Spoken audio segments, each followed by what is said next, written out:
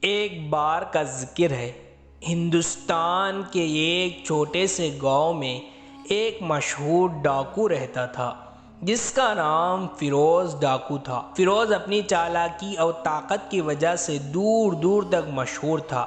اس کا صرف نام سنتے ہی لوگوں کے دل ہل جاتے تھے۔ لیکن فیروز کا ایک الگ اصول تھا، وہ صرف امیر لوگوں کو لوٹتا تھا جو غریبوں پر ظلم کرتے تھے۔ ایک دن فیروز اپنی ٹیم کے ساتھ ایک تجارت کا قافلہ لوٹنے نکلا۔ قافلے کے مالک ایک امیر تاجر تھا جو گاؤں کے لوگوں سے بے انصافی سے پیش آتا اور ان کا حق چھین لیتا۔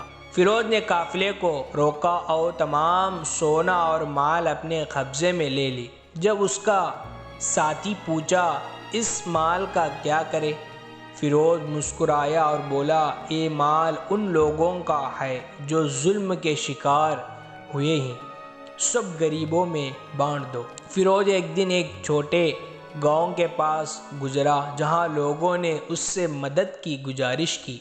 اس گاؤں میں ایک زبردست سوکھا تھا، لوگوں کے پاس نہ پانی تھا اور نہ کھانا۔ فیروز نے دیکھا کہ لوگ کتنے پریشان ہیں۔ اس نے فیصلہ کیا کہ وہ ان لوگوں کی مدد کرے۔ وہ اپنے ساتھیوں کے ساتھ مل کر پاس کے امیر زمیندار کے محل میں گھسا اور وہاں کا سونا اور اناج لوٹ کر لے آیا۔ جب فیروز نے وہ سامان گاؤں والوں میں بانٹنا شروع کیا تو ایک بوڑھی نے اس سے کہا، بیٹا، اللہ تمہیں اس کا اجر ضرور دیں گے، تم ہم سب کے مسیحا ہو۔ فیروز نے بوڑھیا کی بات سن کر سوچا کہ وہ اپنی زندگی کا مقصد بدل دے۔ وہ صرف لٹیری بن کر نہیں جینا چاہتا تھا بلکہ لوگوں کی مدد کرنا چاہتا تھا۔ اس نے فیصلہ کیا کہ وہ اب صرف انہی لوگوں کے خلاف کرے گا جو لوگوں پر ظلم کرتے ہیں۔ ایک رات فیروز نے سنا کہ گاؤں کے پاس ایک امیر آدمی نے غریب مزدوروں کی زمین زبردستی لے لی۔ فیروز نے اپنے ساتھیوں کے ساتھ اس امیر آدمی کے گھر پر گیا اور مزدوروں کی زمین کے کاغذیں چھین کر انہیں واپس دے دی۔ گاؤں والوں نے فیروز کی اس کام کی بہت تعریفیں کی اور اس سے دعا دی۔ فیروز کا دل اب غریب کی دعاؤں سے بھر گیا تھا۔ ایک دن اس کا سامنا ایک پولیس سے ہوا جو اسے قانون کے حوالے کرنا چاہتا تھا، لیکن جب پولیس نے دیکھا کہ فیروز صرف ظلم کے خلاف لڑتا ہے اور غریبوں کی مدد کرتا ہے تو اس نے فیروز سے کہا، تم ایک بہترین زندگی جینا چاہیے، تم اپنے کام سے دنیا کو بہتر بنا سکتے ہو۔ فیروز نے اپنے ساتھیوں کو الوداع کہا اور ایک نئی زندگی شروع کی۔ اب وہ ایک عام آدمی کی طرح جینے لگا اور گاؤں کے مسائل حل کرنے میں مدد کرتا۔ اس کا نام اب مشہور تھا، لیکن اب لوگ اسے فیروز مسیحا کہتے تھے۔ فیروز نے اب اپنی زندگی کا مقصد غریب اور مظلوموں کی مدد کرنے بنا لیا تھا۔ ایک دن اس نے سنا کہ پاس کے شہر میں ایک نئی فصل کے لیے غریب کسانوں سے زبردستی ان کی زمین چھین لیا گیا۔ کسان پریشان تھے اور ان کا کوئی سنوائی کرنے والا نہیں تھا۔ فیروز نے فیصلہ کیا کہ وہ شہر جا کر ان کسانوں کے لیے لڑے گا۔ فیروز نے اپنے گاؤں کے کچھ بزرگ اور سمجھدار لوگوں کے ساتھ مل کر ایک منصوبہ بنایا۔ وہ کسانوں کے پاس گیا اور ان کو تسلی دی، میں تمہارے ساتھ ہوں، تمہارے حق کوئی تم سے چھین نہیں سکتا۔ اس نے اپنی پرانی چالاکی کا استعمال کرتے ہوئے زمین کے ڈاکیومنٹس کا انتظام کیا اور انہیں قانون طریقوں سے کسانوں کے نام واپس لکھوایا۔ شہر کے لوگ فیروز کی اس مدد سے اتنا متاثر ہوئے کہ انہوں نے اسے ایک ایماندار انسان کے طور پر پہچان دی۔ فیروز کا نام اب شہر اور گاؤں کے درمیان ایک مثال بن چکا تھا۔ ایک دن اس سے ایک جوان لڑکی، اس کا نام روحینہ، مدد مانگنے آئی۔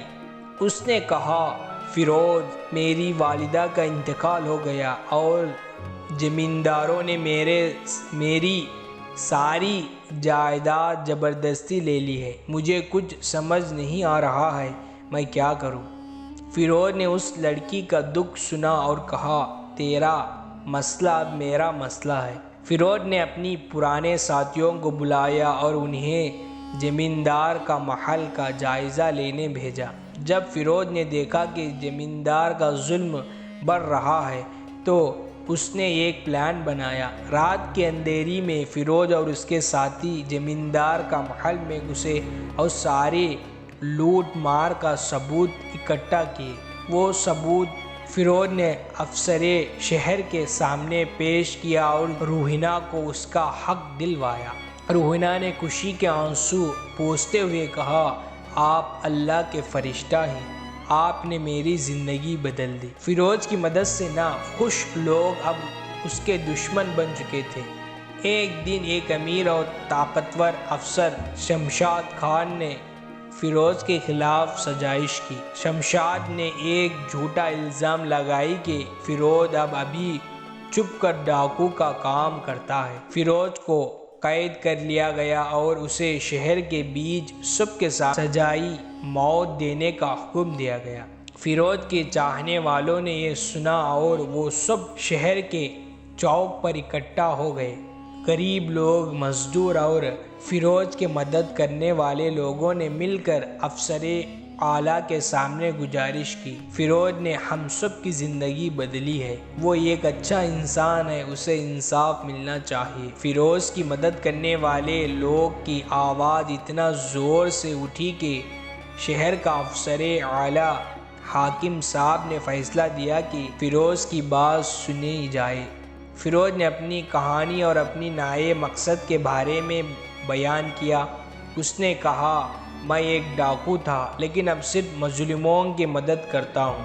اگر مجھے سزا دینا ہے تو مجھے ان لوگوں کے سامنے سزا دو جن کی زندگی میں بہتر بنایا ہے۔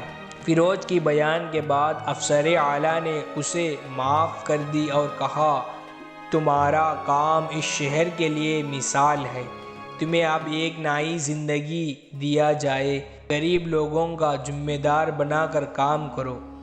فیروز نے اس فیصلے کو قبول کی اور اپنی زندگی کا نیا آغاز کی۔ فیروز نے غریب لوگوں کی مدد کرنا اپنی زندگی کا مقصد بنا لی۔ اس نے گاؤں اور شہر کے درمیان ایک پل بنایا جو صرف غریب لوگوں کی مدد کے لیے تھا۔ اگر کسی غریب کے پاس فصل اگنے کے لیے زمین نہیں ہوتی، فیروز ان کے لیے زمین کا بندوبست کرتا۔ اگر کسی کا گھر گر گیا ہوتا، فیروز اپنے ہاتھوں سے نیا گھر بنواتا۔ لوگ فیروز کو اب صرف ایک ہیرو نہیں بلکہ ایک فرشتہ سمجھنے لگتے تھے۔ اس کی مثال دور دور تک دی جا رہی تھی۔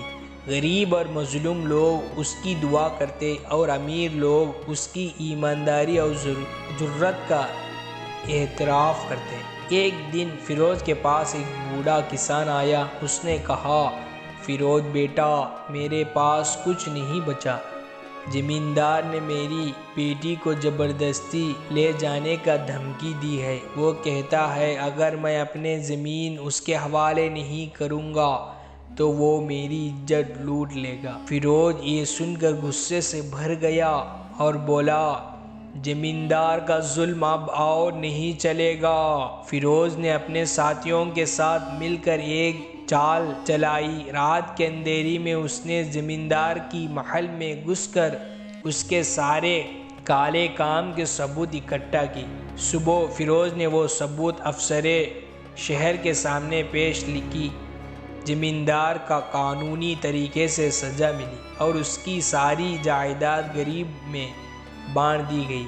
کسان کی بیٹی نے فیروز سے کہا، آپ نے مجھے اور میرے والد کو ایک نئی زندگی دے دی، آپ جیسے لوگ دنیا میں بہت کم ہوتے ہیں۔ فیروز مسکرایا اور بولا، میں صرف انسانیت کا فرض نبھا رہا ہوں۔ فیروز اب ایک مثال بن چکا تھا لیکن اس کی زندگی کا سب سے بڑا امتحان ابھی باقی تھا۔ ایک دن ایک قافلہ جو گاؤں کے پاس رہتا تھا فیروز کے خلاف کھڑا ہو گیا۔ اس قافلے کے سردار جمال خان نے فیروز پر الزام لگائی کہ وہ صرف اپنی تخت اور شہرت بھرنے کے لیے یہ سب کرتا ہے۔ فیروز نے فیصلہ کیا کہ وہ اپنی بات سے لوگوں کا دل جیتے گا۔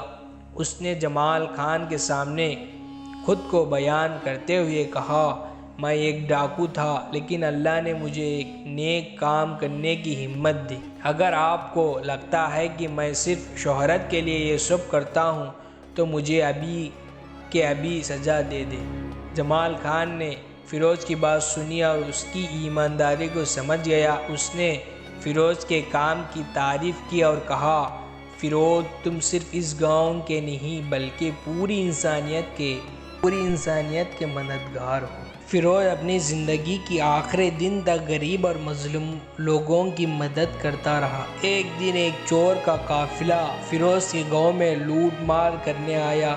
فیروز نے اپنی جان کی پرواہ کیے بغیر ان کا سامنا کیا۔ وہ لڑتے لڑتے شہید ہو گیا۔ فیروز کے مرنے کے بعد لوگوں نے اس کی مثال دینا شروع کی۔ گاؤں کے لوگوں نے اس کا ایک بڑا مقبرہ بنوایا اور اس کا نام فیروز انسانیت رکھا۔